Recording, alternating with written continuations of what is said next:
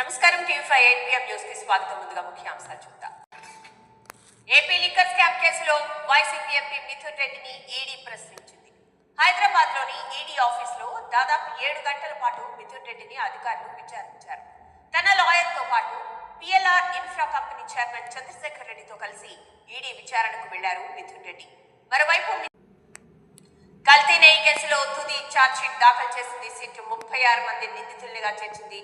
నిందితుల్లో కొత్తగా మరో 12 మంది హస్తం ఉన్నట్లు తేల్చారు.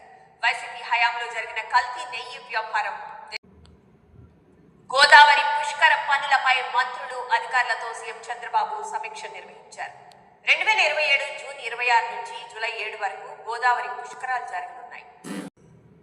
దావోస్ లో వరల్డ్ ఎకనామిక్ ఫోరం వేదికగా ఏపీకి పెట్టుబడుల వరద పారుతోంది.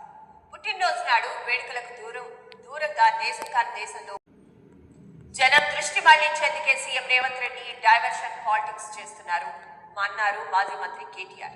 ఫోన్ ట్యాపింగ్, సిట్ విచారణ టైం పాస్ రాజకీయాల కోసమే అన్నారు కేంద్ర మంత్రి బండి సంజయ్. సిట్ విచారణకు తాను హాజరయ్యానన్నారు.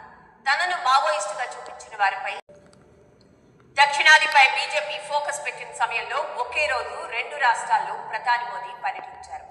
కేరళ, తమిళనాడు రాష్ట్రాల్లో పర్యటించిన మోదీ బహిరంగ